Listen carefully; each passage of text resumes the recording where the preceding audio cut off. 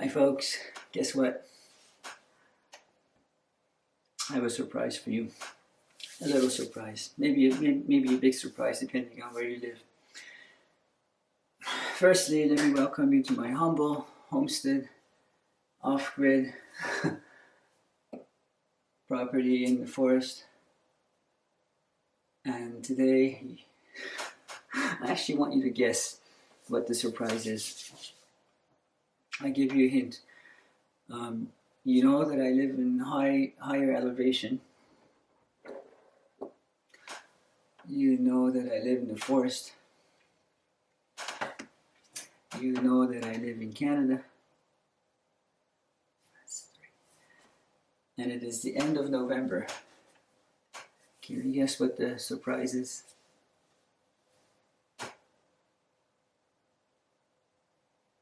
Yes, first snow. Let me show you. Let me show you. There it is. First snow. Now let me do a sort of a pan. Okay, so you got this big pillar here. Let's imagine that's not there. Okay, let's move away from that. All right, slowly we go to the left. So this all happened overnight last night.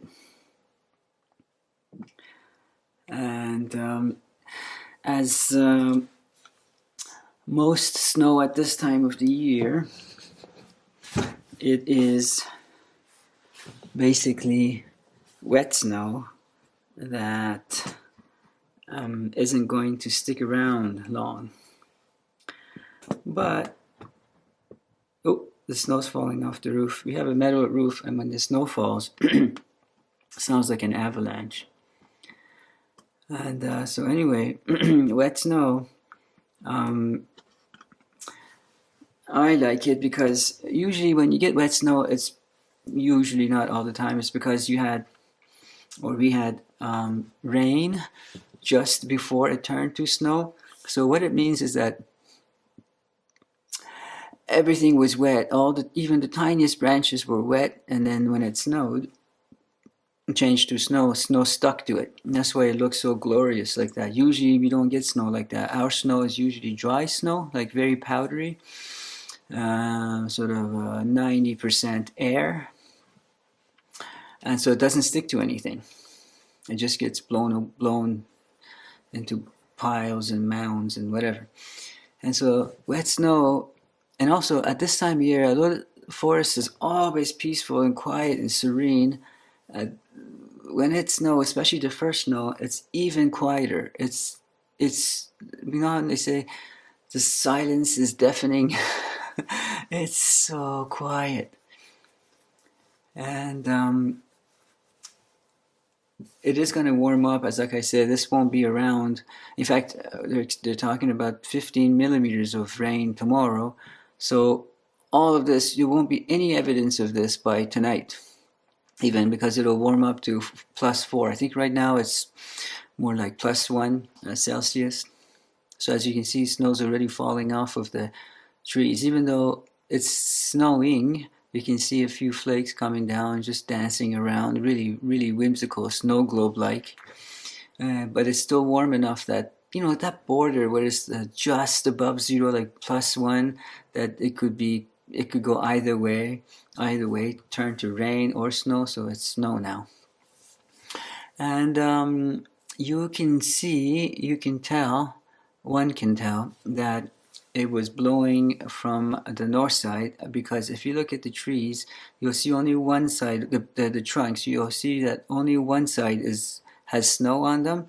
I'll see if I can find you a better example. Yeah, okay, I see one. So look, I'll try to zoom. Look directly in the middle of your screen, and I'm going to bring to view an evergreen tree right in the middle of your screen.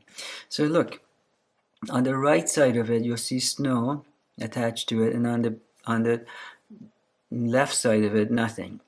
That's how you know that the snow was blowing from which direction. There are other examples of it, but not as easily visible, because, for instance, on this white birch, I'm trying to show you white snow on white bark, white bark and white trunk. But you can see right in the middle of your screen, there's snow on the right side of it and not on the left side of it. Anyway, this isn't one of those survival things. This is just common sense. It doesn't take a genius. And if you even go now, some evergreens in the between that a bigger trunk evergreen and the white birches, if you go through that sort of a tunnel looking thing, you'll see.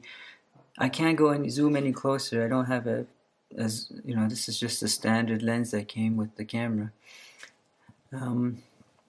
Yeah, so let me just back out so you can. So this is for this very video is for people in California, like my brother, who was forever asking me to send him pictures of snow, and for the first time ever, he's getting a video footage of the snow. Woohoo! Yeah. Oh, so now you look at the bottom of your screen, you'll probably recognize from my other videos. Those were our 30 or so raised beds that are now resting. They're going to rest for a few months. Oh, and on the right side of your screen, let me see if I can zoom. You will see one bed that is, I'll bring it to the center. Sort of has a cover on it. I don't know if you can tell. And that is the only bed that's is working, not working. It's more of a, excuse me, being used as storage. So I have carrots under this, directly in the middle of your screen. You'll see a sort of a blanket. So it's like one, two, the third bed from the very back. So there's carrots in there, and for as long as the temperatures are about where they are now, even up to -10 Celsius, the carrots are better stored there than if I were to bring them inside the house, because we don't have a cold storage space. So I have that blanket over it so rain or whatever doesn't penetrate the soil and freeze over the carrots, and well, then they would be frozen. I mean, you would think that that's like a freezer, and it is, but it would be a frig trying to dig them out of the frozen soil, solid frozen soil. All right, let's back out. You're not here to see the raised beds. You're here to see snow. Yeah. So I don't know where you're watching this from. Recently, a gentleman from New Zealand emailed me, and amazing, from YouTube. I didn't even know that anybody would be watching these videos. But anyway, so yeah, I don't think they get snow over there. So if you don't get snow where you are at all, or maybe recently, I know that a couple of provinces away from us, they haven't had much snow for the past 3 years. So that's in Canada we're talking. So enjoy. Let me know how things are going where you live, and what you want to see me record here. Now that I have time, I'm not really going out. This is we don't have enough snow for snowshoeing yet, so that would be 2-3 weeks or more, maybe. Who can predict the future from now? And then that would be brilliant. I mean, people come here for downhill skiing because we have such powdery snow that's endless and sticks around till March, or maybe even April. April, I would even say, before it gets wet. Not rain wet, but snow start to get thaw out. And cross-country skiing too, people come here for. But for me, snowshoeing is the best, because when you're skiing, you just whiz by things. Even if you're countries cross-country skiing, you're still going at some speed. But when you're walking, especially with snowshoes, you can pause and look around and take in the sights and the sounds. Well, sound being so serene. Hardly anything's really making any noise. Some crows maybe, some blue jays maybe, chickadees don't leave. Chipmunks are rare to see in the dead of winter, but what I mean is fairly peaceful and quiet. And maybe before I sign out, I'll take you around and show you the east side. You're looking at the west side where the sun sets. I'll take you to the east side before I sign off.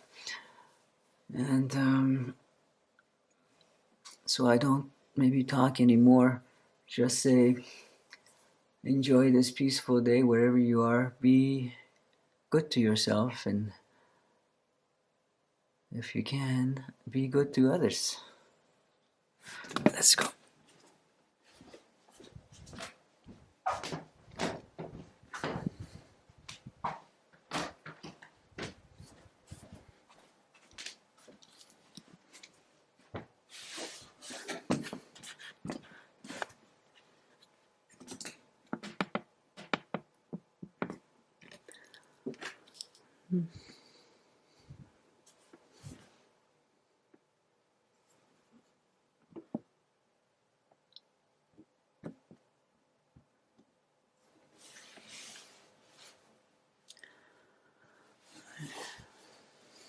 There is a, I said I wouldn't talk. There is a ridge that you may be able to see. I'll see if I can look at the viewfinder. Oh yeah, you can see. And that's about 1,000 feet higher than where we are. See this line? That's another mountain. That's about 1,000, at least 1,000 feet, if not 2,000 feet higher than where we are. I can't really see because it's snowing up there. Obviously more than it is here. Here you just see some few flakes, but more over there. Wow, what a gorgeous, glorious day, especially if you're inside and you don't have to go out. Anyway,